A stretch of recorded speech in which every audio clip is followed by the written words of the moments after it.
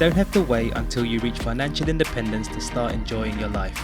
You can do that much earlier and start living a life that you love and that's true to you.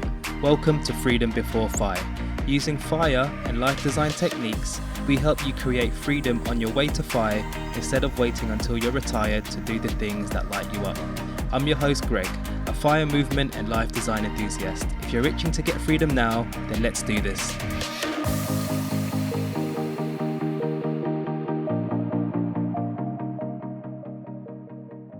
Hello and thank you for dropping by today. As you might know, I'm a fan of reading books, listening to podcasts and absorbing new ideas. And I love it when I come across new ideas that go against the grain of traditional thinking. So last year, I came across a different way of thinking about investing. And I heard this from Trip of a Lifestyle, who are awesome bloggers and YouTubers in the FI space. So in the FI community, there's a phrase that has become the norm when it comes to investing, which is to pay yourself first. And I've even talked about this on previous episodes. And it still holds true as a solid investing method. If you're not aware, what it basically means is whenever you get paid at the end of the month, whether through your job or your business, the first thing you should do is to set aside a percentage of your pay and put it towards your saving and investing. This way, you're forcing yourself to save first because that money will be going to your freedom pot. Just to give you an example, someone might be setting aside a set 50% of their income every month to invest, and this percentage is usually calculated based on their FIRE number target. The idea is to continue doing that until you hit your FI target. Alright, so that's pay yourself first. Now the concept that Trip of a Lifestyle has suggested is to pay yourself last, or what they'd sometimes call the sweep away method. This is essentially the opposite of conventional personal finance principles. And as it says on the tin, this is when you spend what you need to survive throughout the month, then at the end of the month, you sweep away what you have left into your investments. Now I've come to like this method because it's flexible, meaning it can be optimized. And it's something that I'm going to try to experiment with this year. My plan is to gamify it a bit for myself. As the method allows for flexibility, this means the percentage you save can vary each and every month. Therefore, every month I'm going to try to beat my previous month's percentage. It's like trying to beat your personal best at the gym or in athletics. If we went back to that example of that person setting aside a fixed 50% every month, if they instead went to the pay yourself last method, each month they could try to beat 50%. Maybe some months it might be 52, maybe 55, 60, 65 and so on. That way, they could potentially get to the FI number faster.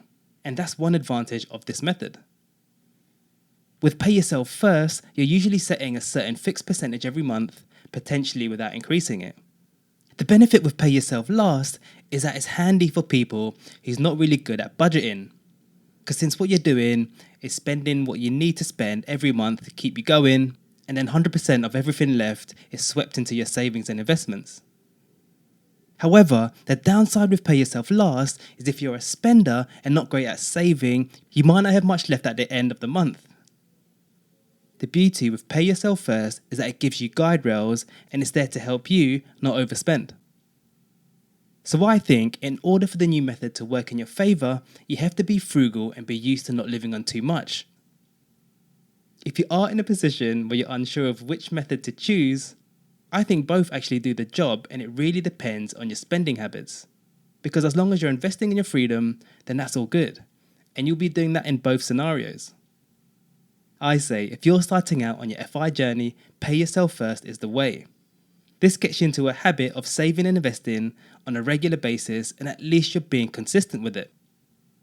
Once you get used to that and you're familiar with how much you need to get by every month, then I would say, okay, try and experiment with pay yourself last, which is exactly what I'm going to try out this year and see how it works.